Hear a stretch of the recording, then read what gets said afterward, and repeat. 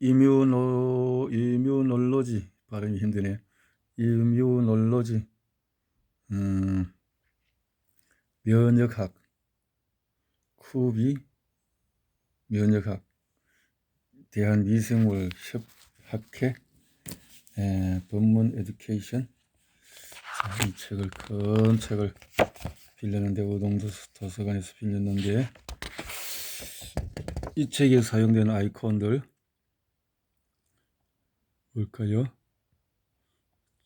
조혈세포, 조력세포, 세포 독성, 이런 세포들, NK세포, 수치정세포, 단핵국, 이리 다양하게 면역학에 대해서 아주대학교, 연수대학교, 제주대학교, 영상, 연수대학교, 거대학. 자, 이렇게 참 연구를 다 열심히 하신 분들이 면역학에 대해서 어떻게 2020년 3월 교비 면역학 발판, 대한미생물학회에서 면역학 교과서 간행사업으로 교과서네요. 교비 칠판이 출간된 지 6년여가 지나서 면역학에 대해서 일반적으로 갖는 인상은 복잡하고 어렵다는 것입니다. 면역학은 신체 방어를 담당하는 학문이기 기전이 정교하고 복잡. 그래서 이렇게 쉽게 좀 펴보도록 했다라는 거죠. 편집위원장 신전수.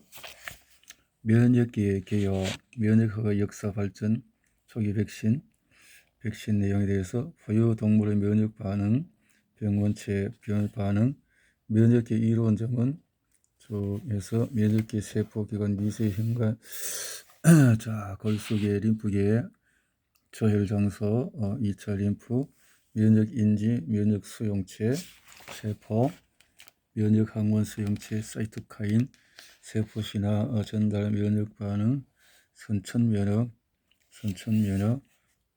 또 보체계, 보체 활성, 림프구 수용체, 면역글로불린, 아토스 봤던 그 내용들이 많이 복합이 되네요. 세포 수용체 T세포, 항원에 대해서 세포 발달, 세포의 발달, 세포 활성화, T세포, 세포 B세포, 세포 장벽 면역. 자, 이렇게 장면역, 알레르기, 만성, 자가면역, 감염질환, 면역결핍, 2차 결핍, 암과의 면역학에 대해서 쭉 보면 이 면역학이 다 비슷한 책들이 쓰여졌는데 여기서는 얼마나 또 정교하게 되어졌는가를 공부하면서 살펴보도록 하겠습니다. 면역기의 개요. 자, 학습 목표 2장을 읽은 후에 다음 같은 목표를 달성해야 한다. 첫 번째, 전염병에 대해 항하는 예방접종 기초연구의학 학문, 면역학에 대한 특징, 면역학의 세포 구조, 면역 조절 필요성, 반응에 대해서 계획권을 포식하는 이 딱 잡아먹는다는 거죠. 면역계는 병원체로부터 다세포 생물을 방어한다.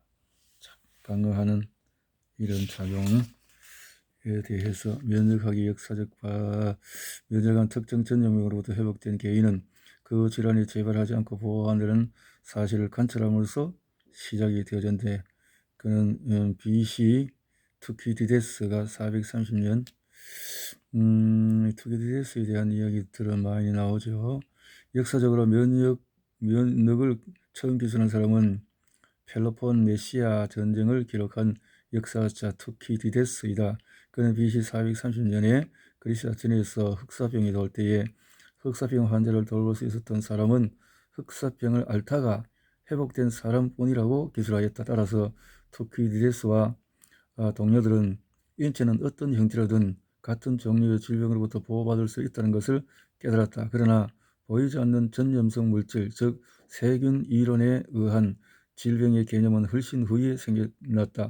당시 후천선 면역 현상을 인지는 했지만 이 개념이 현재의 일반적인 백신 접종이라는 의료 행위로 발전되기까지는 거의 2000년이 흐른 뒤였다. 그래서 이렇게 알았다라는 거죠.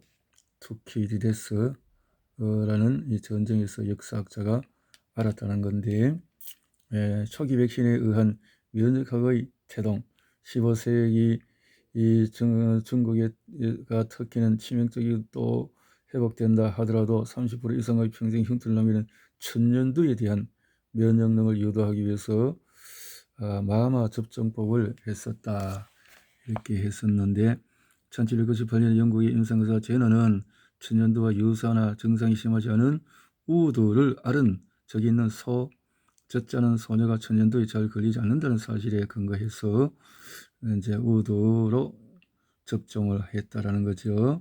그래서 약병연의 파스텔에 의해서 이루어졌다. 파스텔은 닭 콜레라를 일으키는 원인균으로 의심되는 박테리아의 배양액을 접종하여 치명적인 닭 콜레라가 유발되는가 실험하는 중에서 여름 휴가 중에 방치한 오래된 박테리아 배양액을 접종하면 일부 닭에서 감염 증상은 있으나 죽지 않고 살아있는 닭이 있음을 발견했다. 그는 이 실험을 재현하기 위해서 새로 배양한 콜레라균을 오래된 콜레라균에 노출된 적이 있는 닭과 한 번도 노출되지 없는 것을 감염시켰더니 놀랍게도 그룹 2 닭들은 모두 죽은 반면에 그룹 1의 닭들은 모두 살아남음을 발견했다.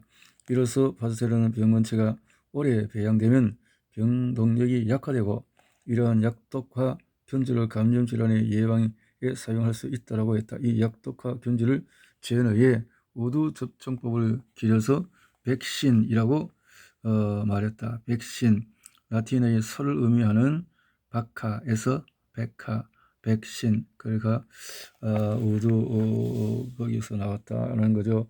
천년두에서 전염병 발치를 보이는 아프리카 소년, 이렇게 되었었군요. 이후에 파스텔은 다른 감염 질환에서 이 약독화 균주가 백신으로 예방 효과가 있음을 밝혔다. 즉 1881년 블리르포트에서 파스텔은 열처리로 약독화된 파상분균을 양에 접종하지 않은 대조군의 병동력이 있는 파상분균을 접종한 결과로 약독화 균주 접종군의 양은 모두 생존했으나 접종받지 않은 대조군 양은 모두 사망한 결과를 보았다. 또 1885년 광견병을 앓고 있는 개에게 수차례 몰린 소년인 조셉 마이스터에게 반복적으로 약독화 광견병 바이러스 백신을 접종시켜 생존시키는 결과를 거두었다. 이 소년이 최초로 백신을 투여받은 사람이다. 광견병 백신은 병원체에 접촉되고도 곧바로 백신을 접종하면 성공할 수 있는 몇 안 되는 백신 중의 하나이다. 광견병을 가진 개에게 물린 다음에 바이러스가 중추신경계에 도달하여 신경학적인 증상을 나타나기 전에 주사의 효과를 보는 것이다. 이 소년에 살아서 광견병 백신 성공이 알려지자 많은 광견병 환자들이 인산인해를 이루게 되었고, 이후에 1887년에 파스텔의 연구소가 시작되어 환자를 돌보는 일을 맡아보게 되어졌다. 광견병 백신을 접고 있는 아이들을 관찰하고 있는 파스텔.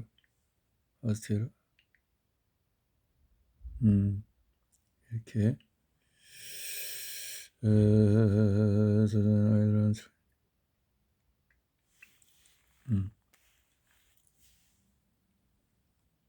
핵심 개념. 면역에 대한 이해가 있기 오래전에 핵심 원리가 발견되었고, 이는 전염병과 관련된 공정보건 문제를 해결하기 위해 적용되었다. 예방접종의 기본 원칙은 안전한 형태의 약독화된 감염에 미리 노출하여 병원을 얻으면 실제 위험한 감염으로부터 보호하는 것이다. 백신 접종은 현재 시행하고 있는 세계적인 기획사업이다. 면역학의 태동과 백신 발명은 밀접하게 연관되어 있다.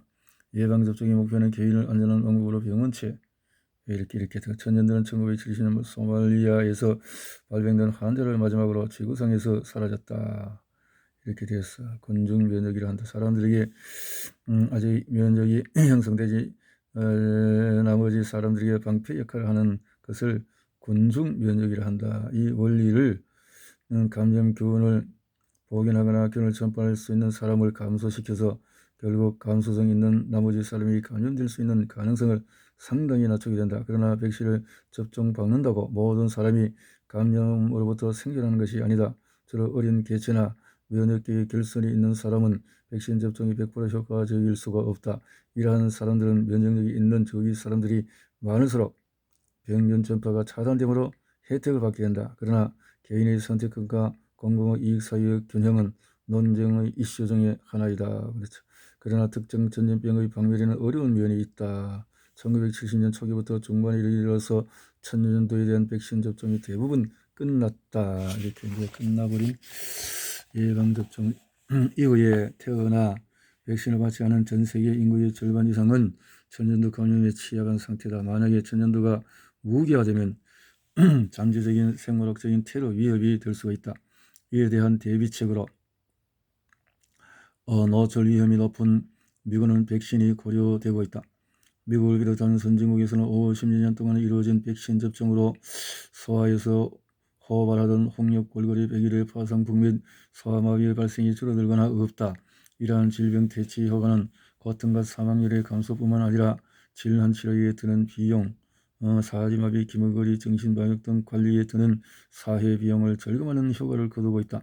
비록 이러한 질병들이 미국에서는 대부분 근절되었지만 전 세계적으로 예방접종은 계속되고 있다. 2000년에는 백신 및 예방접종을 위한 글로벌 동맹이 만들어졌다. 천년도의 대치와 같은 백신 프로그램의 성공에도 불구하고 백신 개발은 많은 도전을 필요로 한다. 특히 현재 가장 많은 사람이 고통받고 있는 말라리아와 에이즈에 대해 효과적인 백신 개발이 이에 해당한다. 분자생물학, 세포생물학, 유전체학, 프로테오믹스의 발전으로 면역체계에 대한 이해도 향상되어 이 질병뿐만 아니라 새로운 감염병도 예방하는 방향으로 더 나아가기를 바란다. 자, 이렇게 핵심 개념은 전 세계적인 예방접종 프로그램은 치명적인 전염병을 퇴치하고 보호, 아이들을 보호, 많은 사람들이 자연적으로 예방접종, 전염성 병원체로부터 보호된다면 군중 면역으로 병원체의 확산 가능성이 낮으며 이런 예방접종을 받지 않은 사람들을 보호하게 된다. 효과적인 백신 도입 전후에 미국 내 선별될 감염병 사례가 천년두, 디프테리아, 홍역, 볼거리, 백일의 풍진, 파상풍,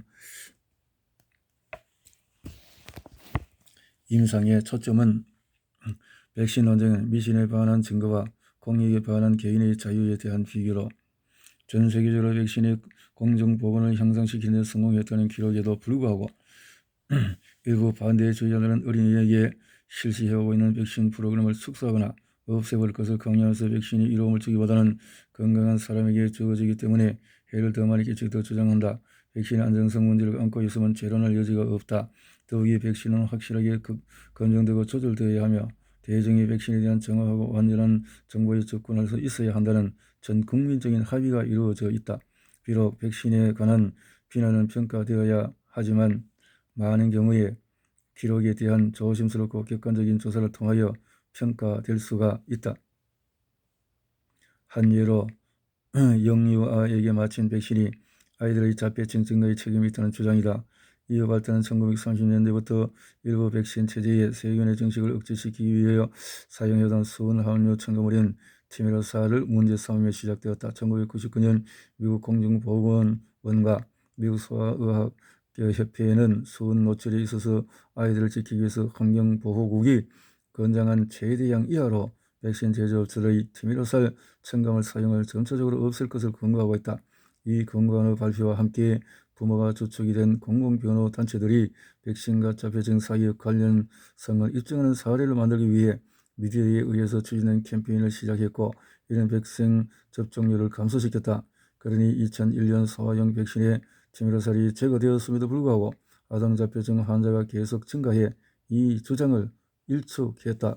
1998년 영국의 한 유명한 의학 잡지 란셋 발표의 연구 보고서가 백신을 반대하는 기관들을 더욱 활성화시켰다. 앤드류 억필드가 쓴 논문에 따르면 홍역, 골거리, 풍진 백신은 어린이들에게 자폐증 등 같은 발달 장애를 처리한다는 것이다. 거의 20년 동안 후속 연구는 이러한 주장을 입증할 수 없었고 이 논문 저자들 14명 중에서 10명은 후에 연구의 결론에 대한 주장을 처리했다. 2010년에도 란셋이 이 연구 자료가 원하는 결론에 이르도록 거짓으로 만들었다는 증명하여 원논문을 처리하기 이르렀다. 그럼에도 불구하고 이 란셋 논문이 출판될 때부터 그 논문이 출제될 때까지 사례가 영국의 어떤 지역에서 MMR 백신 접종 이후를 92%에서 거의 60%로 감소시켰다고 여겨진다. 결과로 홍역과 볼거리에 감염된 사람들이 유럽의 여러 지역에서 나타났고 감염된 이렇게 되어 사망한 과학적인 증거가 충분히 있음에도 어린이 백신 접종이 잡혀진 같은 발달장애 질환 등과 연관이 있다는 믿음에 강하게 이렇게 이런 문제들이 이제 불신 속에서 나타나는 여러 가지 문제라는 거죠. 지금 현실적으로 코로나 문제도 얼마나 백신을 많이 2차, 3차 많이 맞으면 맞을수록 더 이 코로나 감염이 너무 높이 나타나는 이런 것들이 굉장한 불신 속에 있어서 앞으로 백신을 접종받기가 참 어려워지는 시대가 이 좋은 백신이 있음에도 불구하고 잘못된 백신 접종가들에 의해서 백신의 피해가 많이 크겠다라는 생각이 들어지는데요. 중요한 것은 예방접종은 단순한 개인 건강이 아니다. 공중보건의 문제지만은 그 공중보건이라는 이렇게 해서 제대로 신뢰하지 못한 것에 했을 때는 수많은 피해가 이루어지고 지금 뭐 운동선수가 오늘 신문에 보니까 뭐 운동선수가 700, 800명이 어떻든 백신 접종한 아이들이 쓰러져서 뭐 이렇게 심장마비로 죽을 정도가 되었다고 하니까 이것은 굉장한 또 이슈가 될 수가 있으니까 이런 부분에서 참 의사분들이나 주류 의학계에서 제대로 잘 판단하고 제대로 잘 관리해야만 된다 하는 것을 다시 한번 생각하게 되어집니다. 도덕적인 문제가 있다. 백신에 대한 논쟁. 자, 면역학은 감염병에 대한 백신 개발보다도 더 광범위한 학문이다. 많은 질병에서 백신 프로그램은 최상이거나 유일하게 효과적인 방어 수단일 수 있다. 이러한 질병들은 주로 숙주 간에 신속하게 전염되는 감염병일 것이다. 그러나 감염병을 예방하거나 치료하기 위해 백신 접종이 유일한 방법은 아니다. 즉 많은 감염은 다른 방법으로 예방할 수 있다. 예를 들어서 깨끗한 물을 공급하고 위생을 철저히 하고 영양분을 충분히 공급하는 것은 감염물의 전파를 막는 길이다. 어떤 감염은 자연적으로 낫거나 쉽게 치료되고 회복이 되기 때문에 값비싼 예방접종 프로그램을 이용할 필요가 없다. 이 예로는 코감기 바이러스 그러니까 라이노 바이러스에 의한 보통 감기와 단순 헤르페스 감염에 의한 입술 헤르페스, 콜드 소우 등이 있다. 반대로 감염병이지만 백신으로 해결되지 않는 것이 있다. 병원체들의 여러 변종이 있거나 유효한 면역을 얻는 데 복잡한 절차가 필요하거나 기억 면역 반응을 일으키는 데 실패하는 경우가 있다라는 거죠. 그러니까 이게 면역이 완벽하지 않은데 100%가 아닌데 자꾸 공공보건이라는 이런 어떤 잣대를 들이대고 이렇게 하면 그냥 이 정치 방역이 되어버리니까요. 이런 문제들을 잘 해결해야 신뢰받는 사회가 될 것이다 생각이 되어집니다. 감염병의 치료에 있어서 최대 성과를 꼽히는 것은 1920년대에 처음 소개된 항균제의 발견일 것이다. 항균제는 어떤 유형의 세균을 죽일 수 있게 된 개발된 화학물질이다. 그러나 항균제들은 세균의 종류에 따라서 효과가 없는 경우가 있다. 현재 시장에서 수백 종 이상의 항균제가 출시되어 있지만 작용 기전에 근거해서 분류하면 6개 내지 7개의 범주로 분류된다. 그러나 항균제로 치료가 잘 되어왔던 감염균들도 항균제 내성이 점차 증가하고 있어서 새로운 항균제 개발이 중요해지고 있다. 비록 항바이러스제가 있지만 인플루엔자를 포함한 대부분의 바이러스들에게는 효과가 없다. 그러므로 예방 백신이 중요하다. 예를 들어서 인플루엔자 바이러스는 유전적인 변이율이 높기 때문에 매년 다음 계절에 유행하게 될 바이러스를 유전형 예측에 근거하여 백신을 준비한다. 어떤 해에는 이러한 백신이 아주 효과적일 수가 있다. 그러나 만약에 더 치명적이고 더 유행성이 강한 신종 바이러스가 출현한다면 그 바이러스의 감염 속도와 새로운 백신을 제조하여 공급하는 시간 사이에 어려움이 있을 수 있다. 지금처럼 세계 어디든지 유행이 가능할 때 새로운 대유행을 일으킬 수 있는 신종 인플루엔자가 출현하면 지난 1918년 전 세계적으로 한 참사를 능가하는 유행도 가능하다. 그러나 감염병의 대치만이 이 면역학 연구의 유일한 목표가 아니다. 감염원과 인간은 역사적으로 상호 관련을 맺어왔다. 그러나 숙주의 몸에서 모든 미생물을 제거하면 오히려 숙주를 이롭게 하기보다는 더 해롭게 하는 것이다. 과학적인 발견들이 실험실에서 임상으로 적용하면서 전에는 꿈도 못 꾸던 면역 반응을 조절할 수 있게 되었다. 예를 들어서 면역세포들의 기능을 증진하거나 억제하여 자가 면역질환, 암, 알레르기성 질환뿐만 아니라 다른 만성질환 등에 적용되었다. 이러한 시도들이 이미 많은 생명을 구하고 있다. 따라서 면역학의 확실한 이해는 인체의 여러 시스템의 도움을 받는다. HIV 이런 도움이 된다. 대한위생물학회에서 옮겼다. 그러니까 면역학의 입장도 미생물학회의 어떤 바이러스에 대한 관찰이 되니까 이런 좋은 글들이 있네요.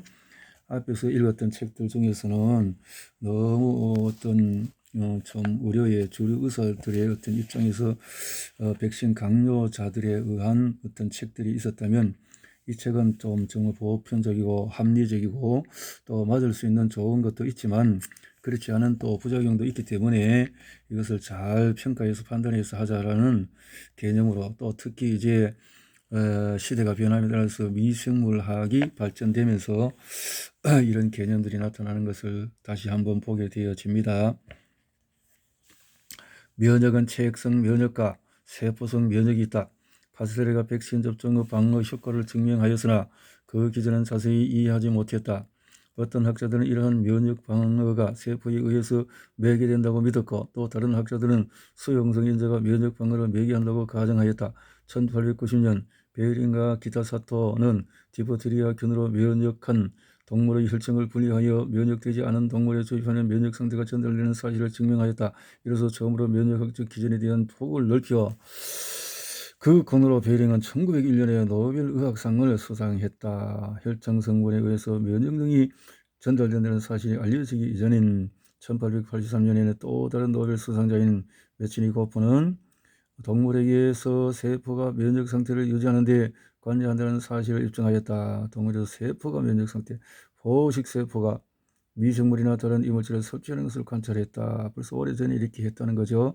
또한 면역된 동물에서 포식 작용이 더 활발하게 일어나는 것을 관찰하여 세포가 혈청보다도 면역력에 더 주요한 역할을 할 것이라 가정했다. 메치니코프에 의하여 확인되었던 활성형 포식 세포는 아마 혈액단핵구나 호중구였다. 현재는 이를 정교한 현미경 기술로 해서 볼 수가 있다. 과거에는 이렇게 볼 수가 없었다는 거죠. 그럼에도 불구하고 메치니코프에 좋은 이론이 있었는데 이제는 또 혈청에 의한 면역이 또 이렇게 연구를 통해서 그거로 해서 또 노벨상을 받은 베이링이라는 분이 또 이렇게 있다라는 것을 말하고 있네요. 수상자가 면역이 주어진 면역학에서 주어진 노벨 상자가 이렇게 다양하게 있는데 어떻게 한번 볼까요? 자, 이 1908년에 러시아 독일에서 면역세포 포식세포에서 메치니코프가 1908년이었군요. 항독소에서 했고 메치니코프가 프랑스의 1913년 칼 리겟인가요? 아나필락시스 또 뭐 보르데시 벨기에 사람에서 보체매개형 또 미국에서 또 혈청 확열 항히스타민 헥터 항체 방사선 수조 면역 조절설 항체 생산 이식 면역 T림프구 기관 자궁경부암 HIV 규명 또 선천 면역 해충과 말라리아에 의한 치료 항상성 이렇게 계속해서 발전되면서 노벨상을 받게 된 분들이 이름도 없이 이렇게 많네요. 특히 최근에 2016년에 오스미가 오토파지를 통한 연구가 아주 이렇게 이어지고 있는 것을 볼 수가 있네요. 좋네요. 메치니코프에 의해서 그려진 이물질을 둘러싸고 있는 포식세포 그리고 기력을 일으키는 균을 삼키는 포식세포를 최신 현미경으로 찍은 사진이다. 이렇게 잡아먹는다라는 거죠. 포식세포 체액성 면역